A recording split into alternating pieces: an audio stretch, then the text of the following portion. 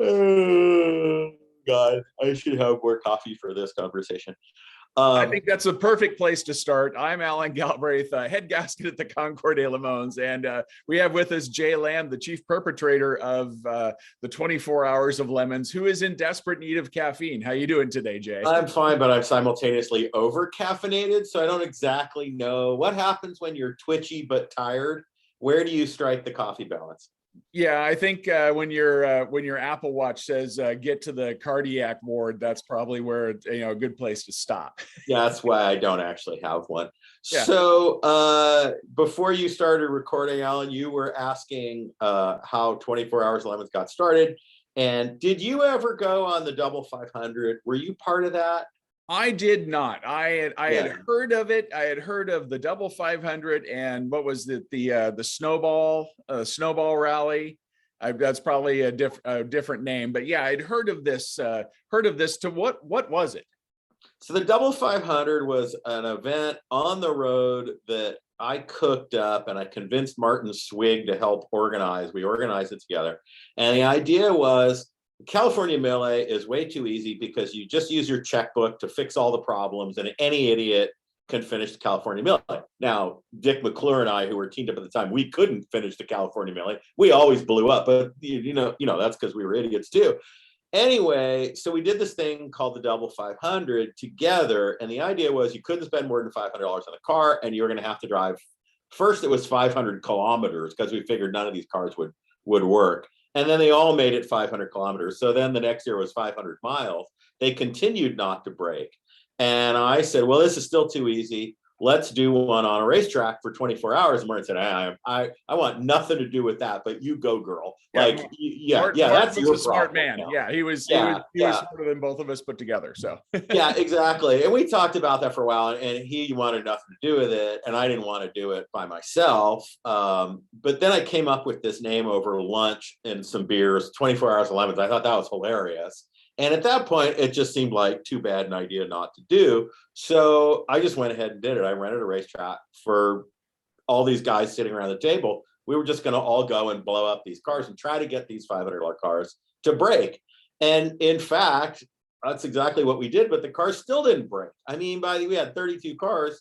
By the end of that race, that first weekend, I think 27 of them were still running. So the moral that came out of it was $500 cars are way better than we thought when we started this whole thing. Well, and that's where I come into the story is I somehow through the ether of car guy and racing communications heard about the very first 24 Hours of Lemons. And I had a bunch of motorcycle racing buddies at the time. We were road racing bikes. And we said, this sounds like a great idea. We can't get hurt. We're going to get in a car and we can go around the track and do whatever we want, which is pretty true. Except for the you can't get hurt part. Right. Yeah. Well, and what became of that was because we thought we were invincible, we drove like total butt wipes. I mean, we were running into everybody, which necessitated us getting some of the few black flags that were thrown. And we had to come talk to Jay about our bad driving. I thought I could explain my way out of, well, you see, I had the line and was quickly disavowed of that thought by Jay's lecturing in the pits.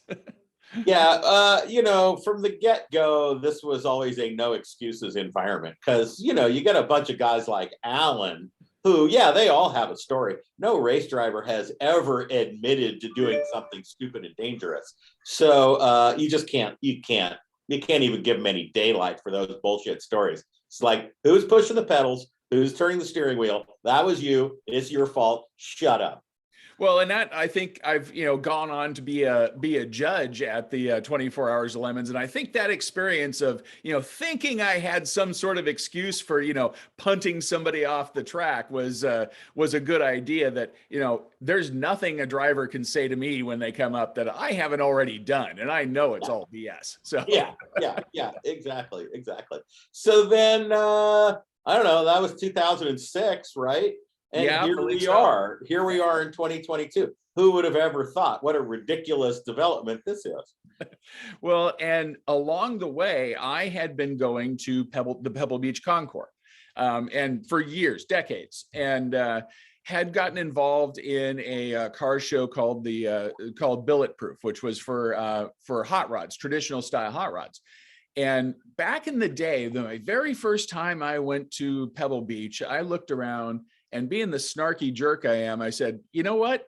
I could get a Pinto station wagon out here on the green before they stop me, right? And that just kind of festered in the back of my head. Had gone to the 24 Hours of Lemons and raced, had started putting on car shows, and slowly the two ideas came together, and I said, aha, I can put on that goofy car show I'd always wanted right down the street from the Pebble Beach Concours. So that was kind of the genesis of the Concours de Lemons, which was a snarky send-up of Pebble Beach. Well, I don't really remember, how did we wind up doing those first, however many it was, together? Why was that even a thing we did jointly? I don't even remember how that happened. Well, it was, I wanted to call it the Concours d'Ignorance, which was actually, or the Concours d'Effluence, right? Which was a pretty good name. But a friend of mine had actually come up with the idea of the Concours d'Ignorance. And I said, hey, I will buy that title from you. And he said, oh no, I'm going to do it one day. And no, you're not. Right. And sure enough, and I went, okay, I just can't use that name. Hey, I've been to this lemons race, so the Concours de Lemons sounds good. So I called up Jay and said, hey, how about we join forces and make an evil empire? Because neither one of us knew if either one of these dumb ideas was going to be anything, right? An evil empire. Well, that didn't work out very well, did it? No, it's not very evil. It's more of a stupid empire. Yeah. But so, yeah, I think the idea was to cross promote, both kind of use the same thing. It's kind of in the same genre of hoopty cars.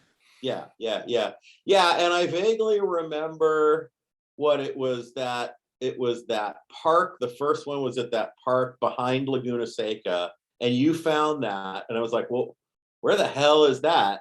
I think the deal was when we started, you were doing all the organizing and we were writing the checks.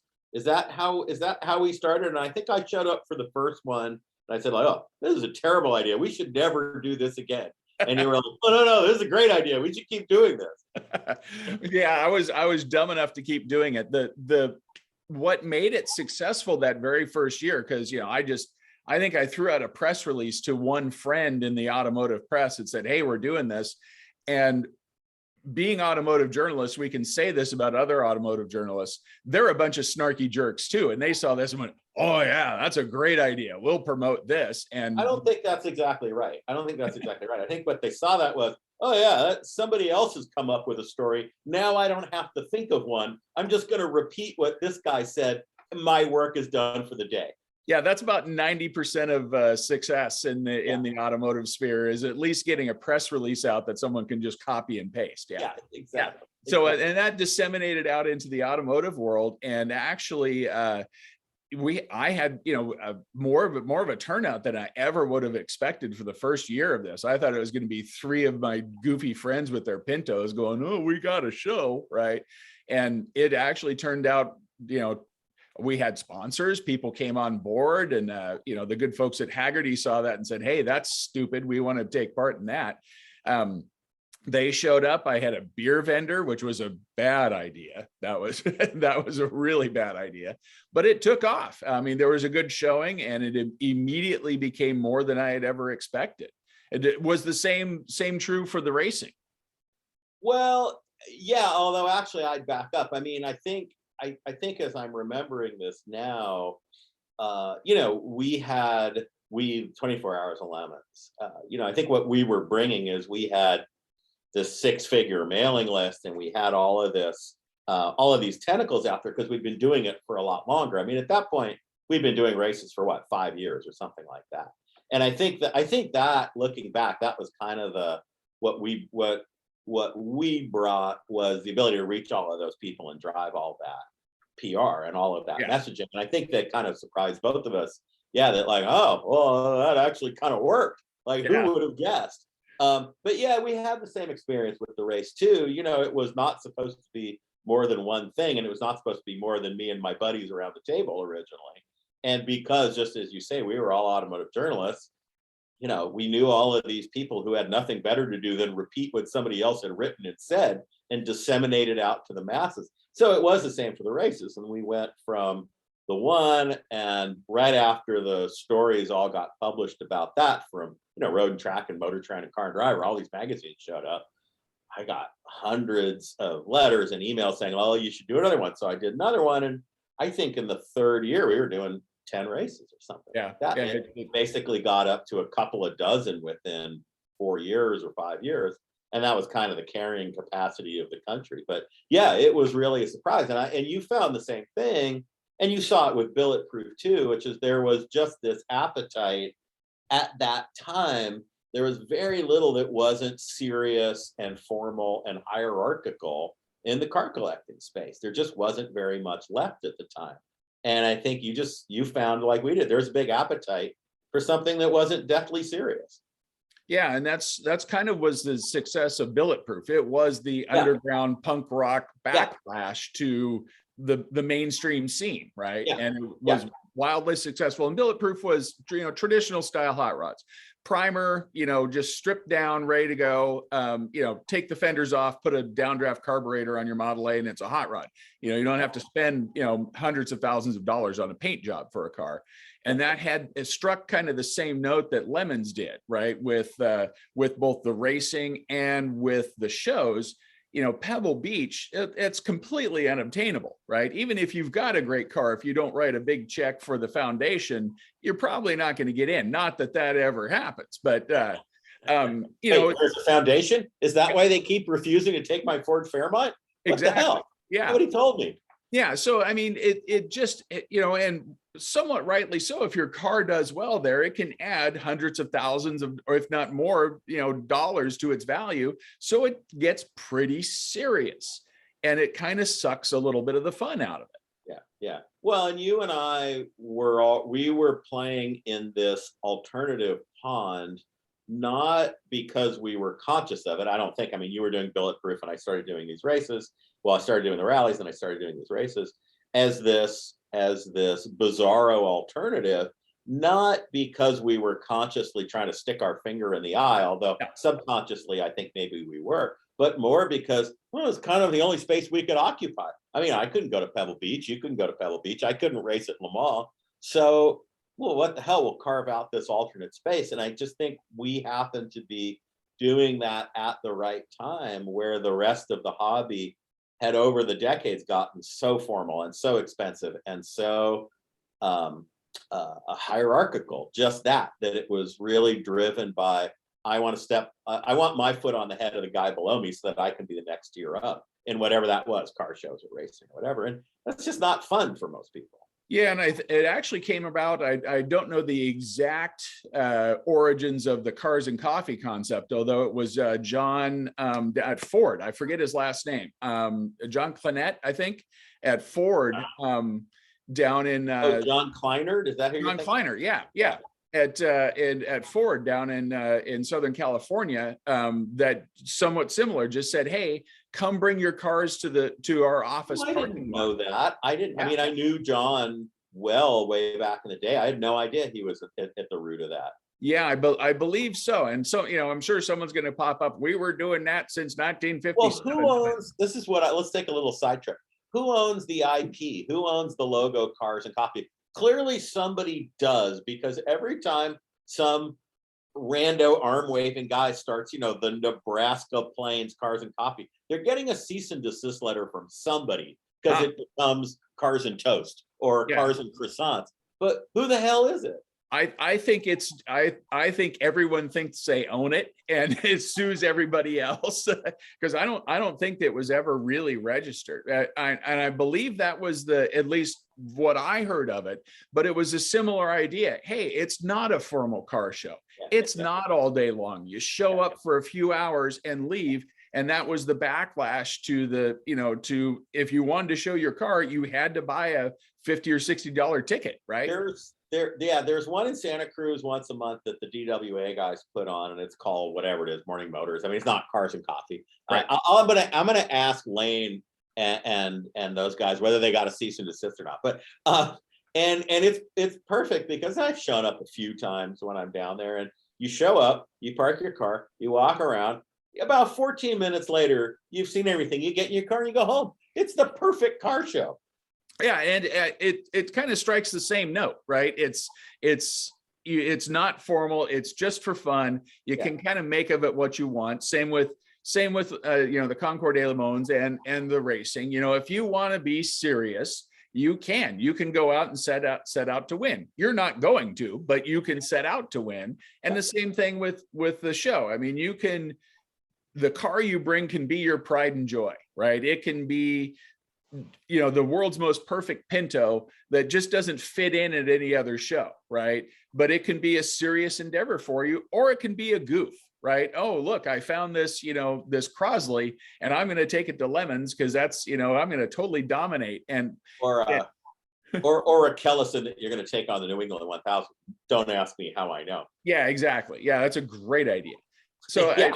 I think both of these, and from a end user standpoint, from a racer standpoint, one of the things that appealed to me and my idiot motorcycle racing buddies was that it turned out that it was just serious enough to where you wanted to do well, but it was also, you had so little money invested in it that if the car burned to the ground, so what, right? And that's not always the case in other forms of racing. You can invest, tons of money into a motorcycle or a car, and boy, if you wad it up, it hurts. It is nice in racing or in any kind of automotive endeavor. It is nice to be released from that impending sense, that sense of impending doom that was inculcated in you. But that's going to be, you're going to have to find a non-original part for your car, or oh my God, you're going to prang this suspension. It's going to be impossible to fix. It's like when you take that anxiety away, it's a lot more fun. You can do a whole lot more and you care a whole lot less when you don't have that much to lose. And of course, people in your deal are showing up now with six-figure cars, and people in my deal are putting a lot of money into these $500. It's $500 shell, sure, but they're in it. Some of these people are in it $10,000, $20,000 by the time they're done safety equipment and debugging and all of their labor. But it's still, compared to $1 million cup car, it's pretty small potatoes. And I think that to be able to not really care how it comes out allows you to have a lot more fun with all the other stuff that's going on, hanging around with your buddies and solving the problems and duct taping the thing back together. You're not going to duct tape a Type 35 Bugatti back together to get it back on the track. You are going to do that, with a 1979 Chevette. Yeah. And I think that's something that, both of these things have become something that, I certainly didn't expect the Concours de Le Mans to become what it has, right? I was initially, hey, here's this joke I can play on the world. And it's gotten to be, in its own way, it's not serious, but it has become a home for cars that don't have a home elsewhere. I initially thought, hey, it's just going to be, crappy cars, but that's not true anymore. There's the Cosworth Vega Club shows up and they bring, half a dozen pristine. That might be a bad example, Alan. But no one wants the Cosworth Vegas at their car show, right? But they'll show up at the Concours de Le Mans. And I remember one year at Pebble Beach the next day, I'm standing around with a bunch of Pebble Beach judges, and it was the year they were featuring the Alpha 8Cs, right? And we're standing in the midst of these cars, and everyone's standing around talking about, oh, did you see those Cosworth Vegas yesterday? Oh yeah, all the air tubes, and they had the hoods up and they opened this way. And I went, wait, guys, look where we're at. And everybody looked around and went, yeah, Alpha 8Cs. Did you see those Cosworth Vegas, right? Well, part of the phenomenon, and you and I got caught up in it, and other people have gotten caught up in it too. I mean, we didn't invent this, but again, we were sort of in the right place at the right time to get caught on this tide. Part of the phenomenon too was, that was the 8C year at Pebble Beach. Well, I think they've done that 4 or 5 times. I mean, we had gotten to a place at the beginning of the 21st century, we had got to a place where all of the canonical collector cars had kind of been done to death. I mean, Right. how many you can first time you see an SSJ, oh boy. But the 10th time, okay, I've kind of seen that. And it's the same with an 8C, and it's the same with a 250 GTO, and it's the same with a short wheelbase, and it's the same with a Hemi Cooter, whatever the American equivalent is. There was all this great stuff that in the 60s and 70s and 80s hadn't yet been uncovered and kind of restored to a pedestal. But that had happened. And by the turn of the 21st century, I had stopped going to Monterey years earlier because I had literally seen everything before. And I'd literally seen everything multiple times before. Every year you'd go and you're like, oh yeah, well, somebody uncovered this old Lola coupe, whatever. I haven't seen that before, but okay, we're kind of down to the dregs. So I think what we were caught up in was this recognition that it was time to broaden the net to, it started with 924 Carrera GTs, and then 924 Turbo. Well, that's a weird car. Hey, let's pay attention to that. Cosworth Vega, that's a weird car. Basically, we had gotten to the point where if you wanted to see it, talk about anything new and look at anything new, you were kind of down to the dregs. And you know what? The dregs kind of cool. Yeah. So, that I think played into where we already were. And it was just a timing thing. But I would go back. I'd call you out a little bit on what you said earlier, Alan, because I think everything you're talking about, your motivation is true, but you also wanted to, and you have succeeded in, you wanted to make kind of a serious statement about the exclusivity that was going on at the Pebble Beach weekend, and you wanted to be regarded as a serious thinker about that stuff. You're a funny guy and you're a good showman and you bring these weird cars, but part of you really wanted to be part of that conversation, and I think you've succeeded in that. It's not all fun and games for you. There is a serious side to what you're doing. You just cover it up with a clown suit. Well, I will admit part of it was a little bit of vanity that I had my own show at Pebble Beach, right? I'm playing with the big boys, right? You've got Bonham's Auction, you've got RM, you've got the Quail, you've got the Hangar Party, and you got me too, right? Guy from Carmichael. Yeah, exactly. Yeah. So I will fully admit that I remember the first year after that going, hey, I've got my own show at Pebble Beach, and it was a little bit of an aspirational thing, right? But to speak to that, having learned how to put on car shows, it was serious, right? Because I learned that a few little things can make it good or bad show, right? How people get in and out, kind of the art of the organization. All that is indeed deadly serious. The idea is that you put on the clown suit and do the shtick, and that's the entertainment, but all the other stuff has to be nailed to the ground, right? Well, and that's and you've seen it as well. That's the same with the racing. Oh, certainly. And it is this bifurcation. It's this you're kind of saying one thing and doing another, because you're trying to have fun and you're trying to make it not be serious. You're trying to make it look effortless and easygoing. And our goal was always, most racing series are a couple of idiots out of the back of a pickup trying to look like a real business. And we always were. You're the other way. You're a real business trying to. Yeah, we're a real business trying to look like a couple of idiots. Yeah. And I mean, we succeed in looking like a couple of idiots very well, I think. But behind that, operationally, you really got to have your act together because there's so much at stake. Financially and health and safety wise. Yeah, certainly. You're people are rocketing around the track in these rickety rust buckets that are, it is serious business, and it is, you have to have that down for everybody to be able to have fun, right? Yeah. Well, and for it to be sustainable and for you to be able to sleep at night, all of those things, you can get away with doing it shoddy out of your back pocket. You'd probably get away with that for 50 events or something like that before it bites you, but it's going to bite you. And it's going to bite you, and it's going to bite the guy who is the face of being bit even harder. I mean, It's going to be a problem. So you do have to get that. And your deal as well, you can't really very well invite 120 of your best friends to show up with their cars and then not have the gate open. Right. So there's got to be a place to pee. All those things have to happen.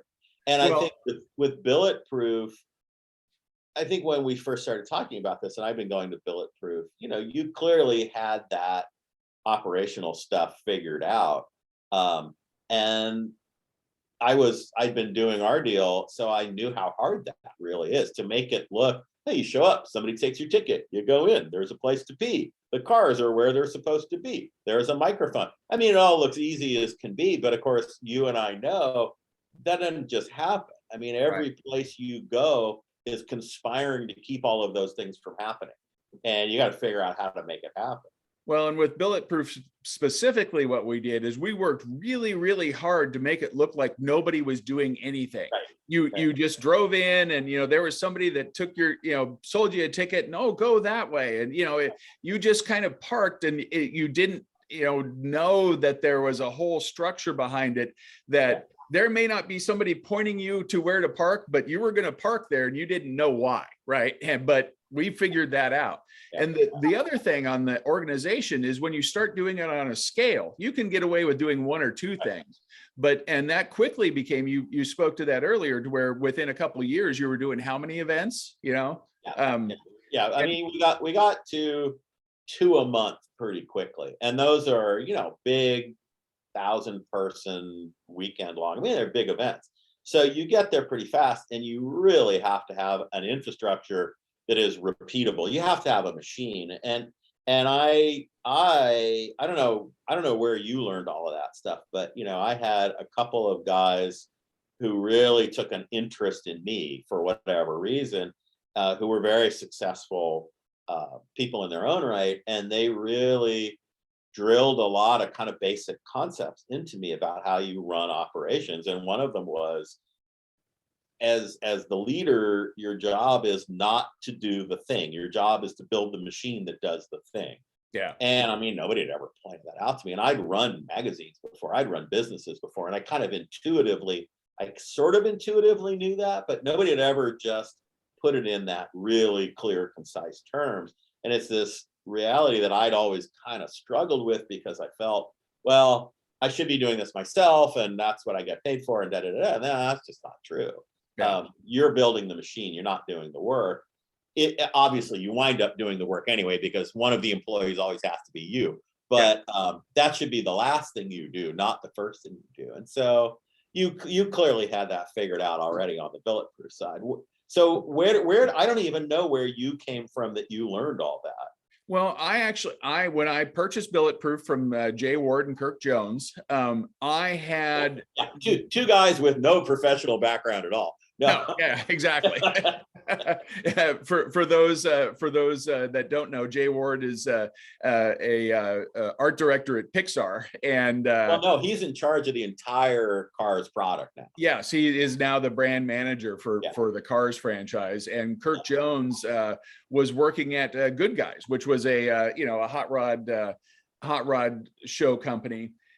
When I had been to Bulletproof a couple of times, I had never put on a large event like that, never put on a car show specifically.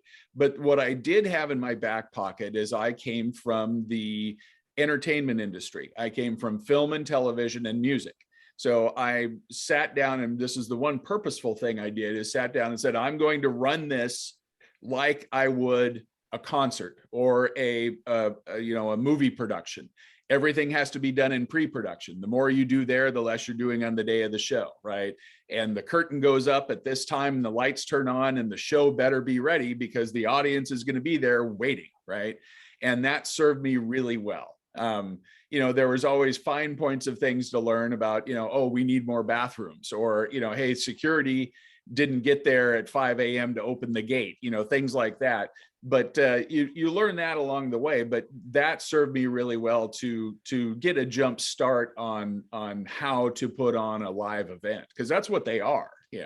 Why is it that no matter how many people you have, and no matter how many bathrooms you order, there's always this infinite poop supply that they just fill them up? I don't understand it. Like, you can have the same number of people the next year, and you can triple the bathrooms, or you can cut them in half, and it doesn't matter. It's just barely not enough. Yeah. Well, and I think over your shoulder there is a Guinness World Book of Records plaque, if that is the one I'm thinking of. It is. It had grown from, you know, a bunch of idiots at one event to tell us what that plaque is for. So that is the Guinness World Record for most participants in a car race, which was at Thunderhill. And so this was, I think it was 2011 or 12. I don't know, 14. Yeah, so it goes to show you how dialed I am. There was this period as we were expanding and growing, and we kept kind of bumping up against our operational limits before there were copycat series out there, and we really were concentrated in just a couple of markets. And so you'd have these events, and California was one of them. You'd have these events where you'd have hundreds, 300 teams would want to get into these things. There's just no way that you could do that. There's ultimately physically not enough room on the track. The track is usually not the limiting factor. When you run up against with a car race where you start running up against limitations is actually the paddock, because you need a certain amount of acreage, and each car burns up a certain amount of space.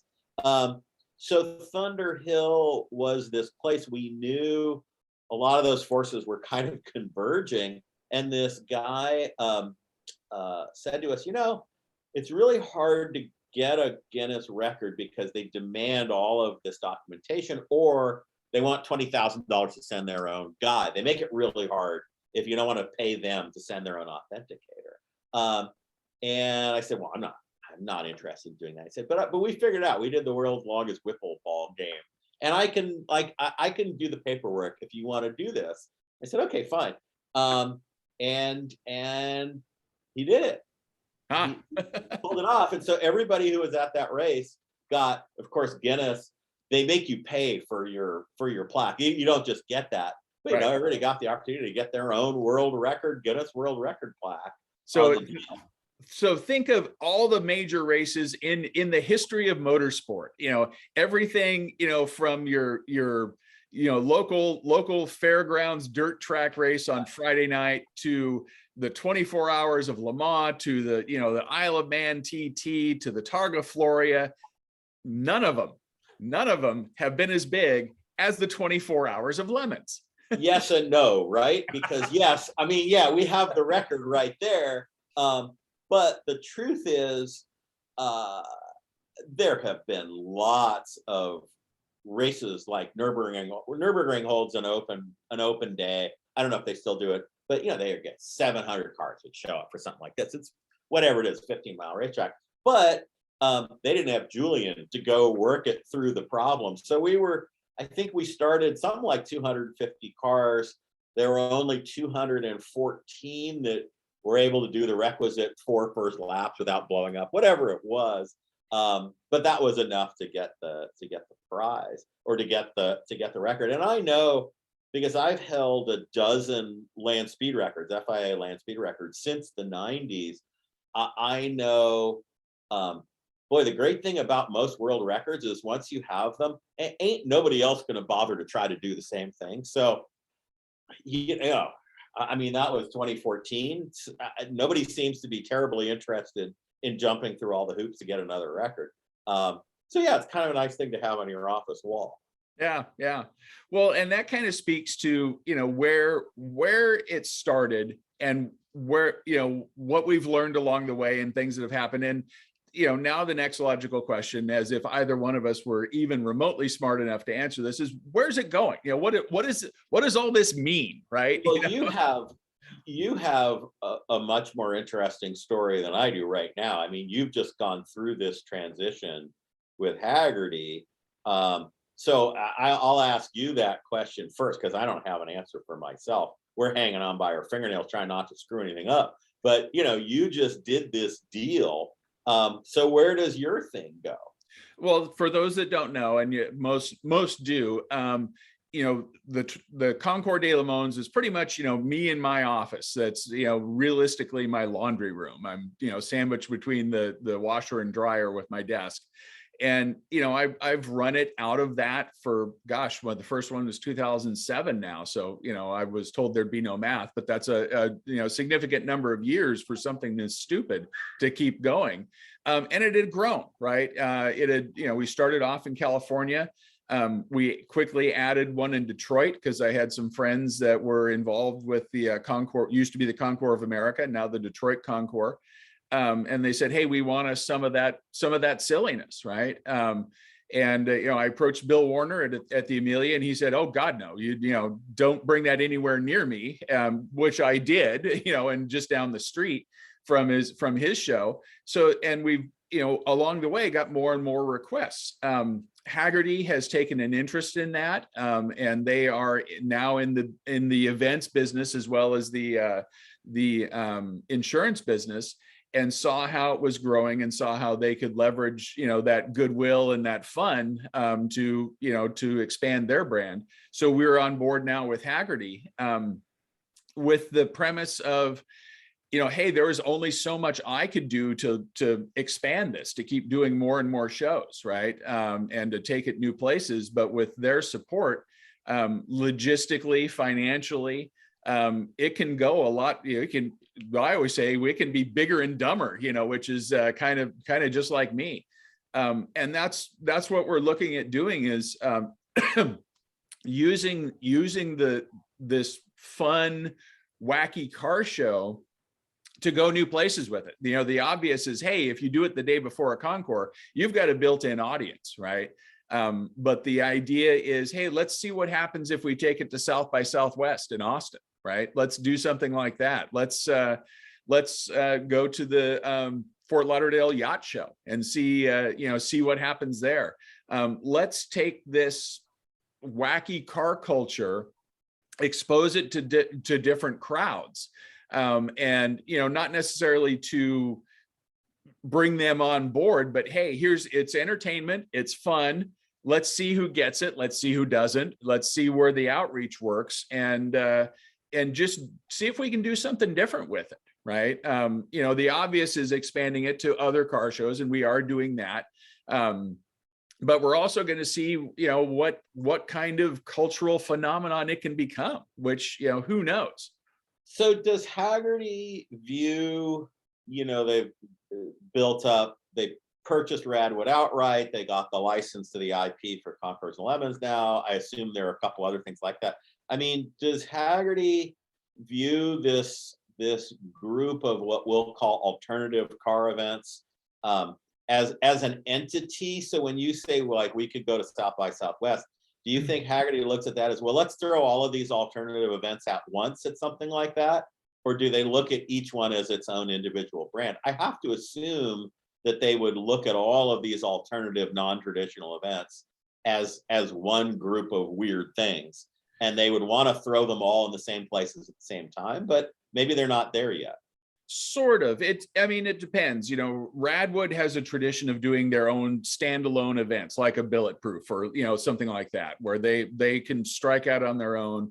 Lemons is a little more specific, at least up until now, being tied to a Concours, right?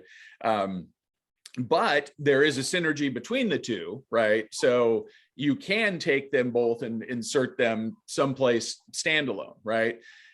So that's frankly what we're figuring out, what works and what doesn't, and does this thing, these alternative car shows, have an appeal beyond the car, you know, the car world, right? Is it just the two right now, or does Haggerty have more brands in that alternative world? Just the two are the main, you know, those are the two main things, right? And you know, you listen to the rhetoric coming from Haggerty, and the catch line is, we're out to save driving, right?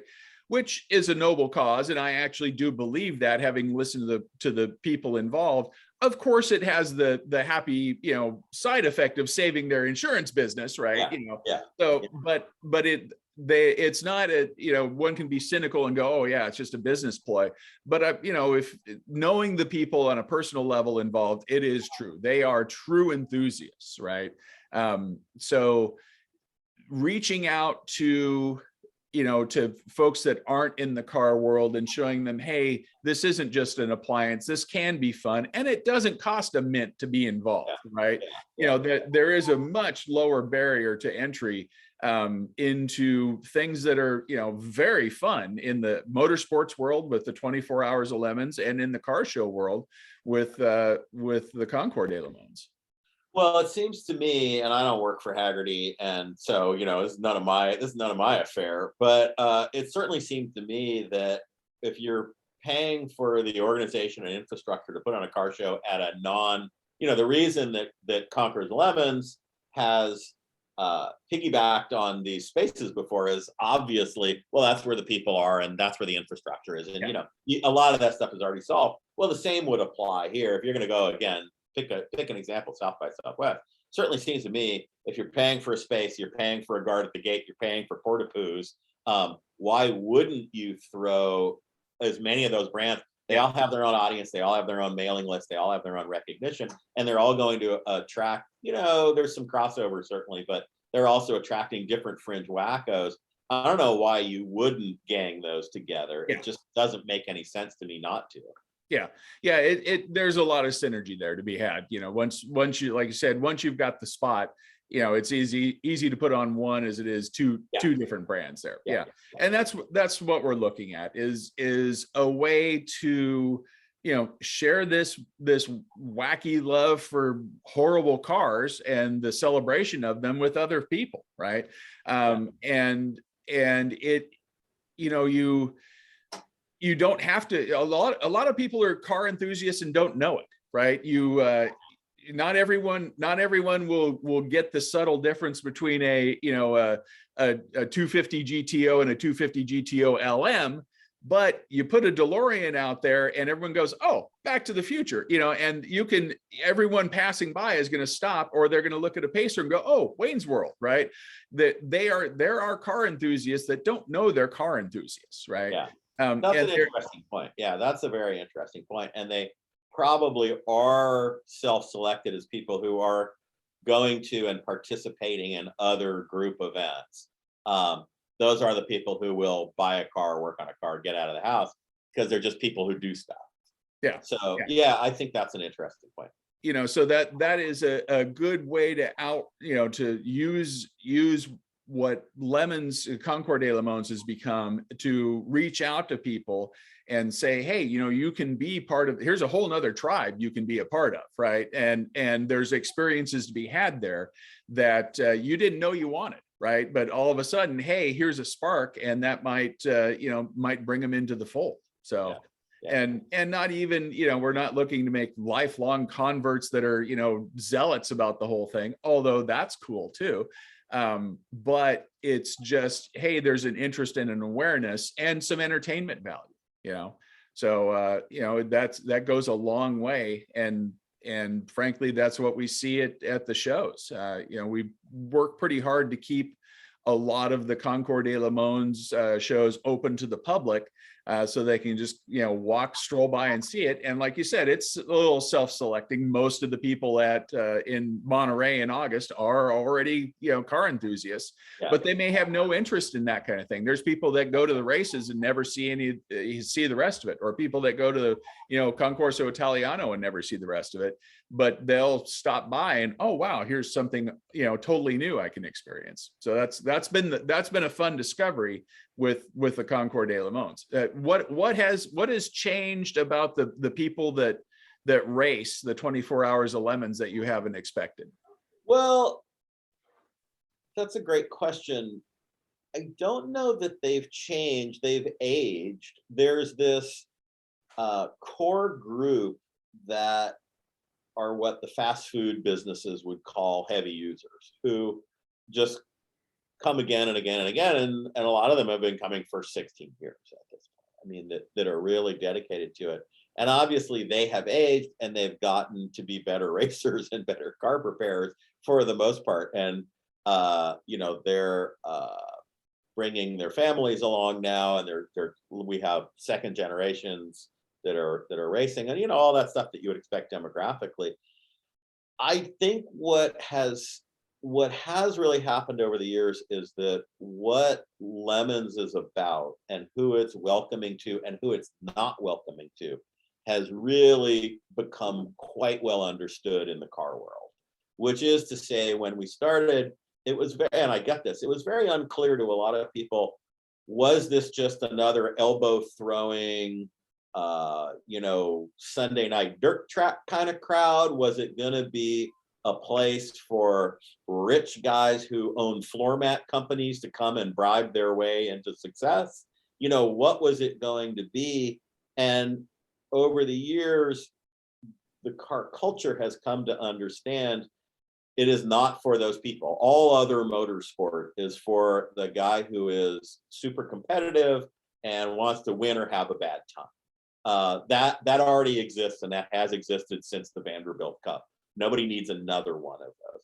People have come to understand, if you don't want that, if you always wanted to go racing, but you have stayed away because you don't want to risk being parked next to a temper tantrum throwing man child, which are most car enthusiasts, that's what has kept them away from racing historically. Then you come here and everybody's going to be nice to you and they'll share their parts with you, and they're not that concerned whether you win or lose. That has changed. That culture has really taken root and it's become understood, and the people you don't want stay away and the people you do want come in. But in terms of who are they good drivers, are they bad drivers, blah blah blah, that's just kind of always been the same. It's a real broad cross section of all of the car lovers and just activity lovers who fantasized about being on the track but did not want to be surrounded by man child. That's who it is. And it used to be originally that was half of the field, and very quickly that was like 3/4 of the field, and now it's about 95%. It's pretty rare that you get the temper tantrum throwing man child anymore. One thing I've seen from the outside of it, being a very part-time, racer and a part-time judge, is I remember back in the day, at least this was my attitude, we went racing, and if the car broke, it's like, oh, great, it's time to be off the track and we can now have a beer and watch the rest of the racing. That was fine, right? And that was part of the appeal, was if the machine blows up, it's no big deal. Yeah. But now there is a whole culture of, if your car breaks, you stay up all night and drive 3,000 miles to go get a part that only is in BFE, Nebraska, and it's for your car. You go get it and you bring it back. Or you take some, if you're racing a car that your street car is similar to, you take parts off your street car to get that car running. I've seen, countless engine rebuilds in the dirt, in the pits, and that's a whole culture and an ethos that is, I think, kind of sprung up in Lemons. Yeah. I mean, that's always been part of it. It's become more ingrained and more understood amongst the participants. But again, it's what I was saying earlier. It's very liberating if you grew up the way that I did, which is your dad told you, oh, if you're going to work on the inside of an engine, you need an Intel clean room or the world's going to come to an end. Right.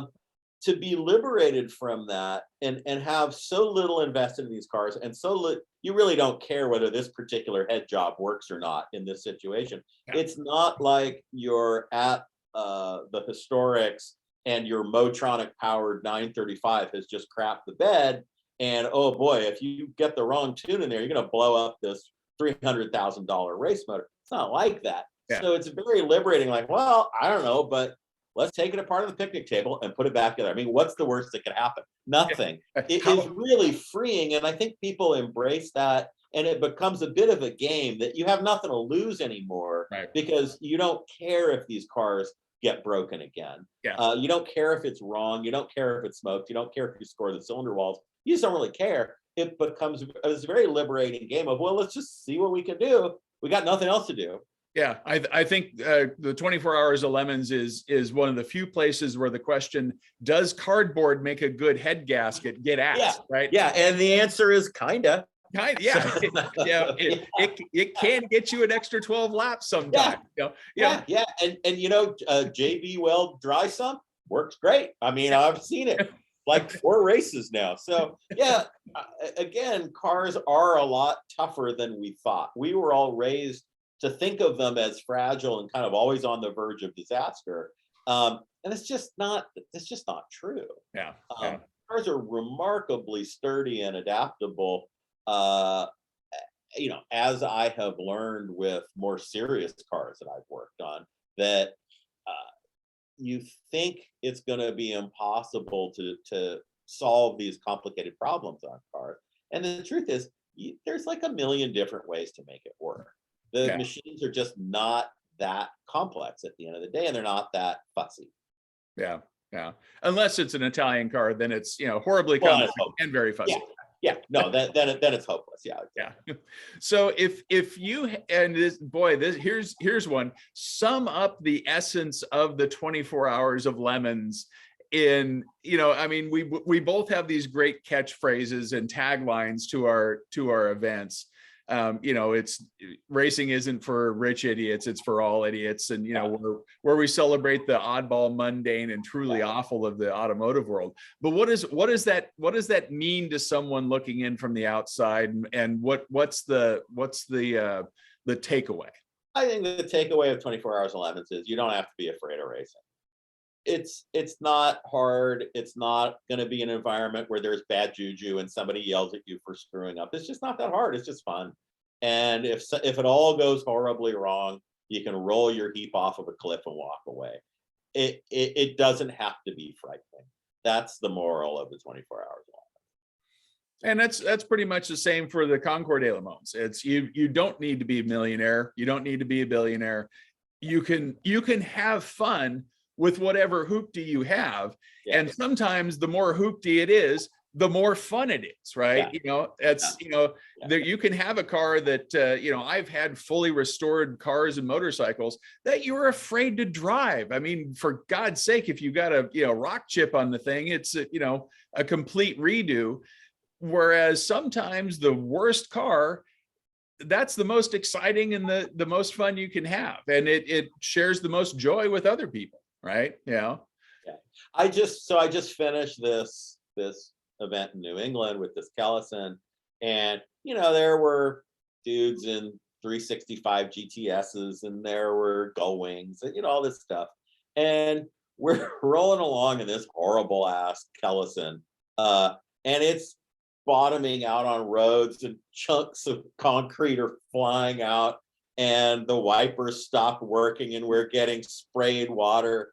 We had way more fun than any of those people. There was a dude in like a Murcielago. I mean, we had so much more fun than those guys. And I really do think it's because you are defanging the experience simply by having a ludicrous car. You're really taking the expectation away to begin with, and then you can just kind of focus on what you're doing. It just you don't have that. You don't really have any image to protect anymore. Yep, absolutely. And you can be yourself. It's a place to, both of us, it's a place where you can wear a chicken suit, and and that's perfectly acceptable. Yeah. And you have the same deal that we do. I mean, if you go to a car show or you go to a car race, there's always a little part of you that is thinking in the very back of your mind, like, oh, I kind of want to win this thing. But if you're wearing a chicken suit and you don't win, you can always say, I wasn't trying to win. I was wearing a chicken suit. Come on, be serious. It gives you a little plausible deniability. Although the opposite's almost true. What do you mean I didn't win? I was wearing a chicken suit. Yeah, well, I would actually be a little pissed off if I spent the weekend in a chicken suit and I didn't win. And walked away with nothing from either one of our events. What have we created? What have we done? Well, Jay, I thank you for the time. It was time well wasted. I'm sure the tens of people that view this will be enthralled with the history of. Hi, Mom. Yeah, exactly. That will view this, will be just absolutely enthralled with our banter. But I want to thank you so much for not only taking part in this, but for what you've done. I think not to be too self-aggrandizing, but we've created a home for folks that wouldn't otherwise have a home. Yeah, and or who should be in a home. I mean, I think that's there's really that. Yeah, I always say. All right, well, let's pat ourselves on the back then one more time. Yes. Yeah. Through Well done, of our own, but it just happened, right? Yeah. No, I mean, I think it's been really fun. You didn't plan it, I didn't plan it, but it just goes to show that being in the right place at the right time, way better than being smart. Oh yeah, much rather be lucky than good. Yeah. And so far I've been pretty lucky. Yeah, well, thanks so much, Jay Lamm. Thank you. Appreciate the time, and thanks for watching. And if you have more time to waste, check out our other videos on the Concours de Limons YouTube channel. Okay, bye-bye.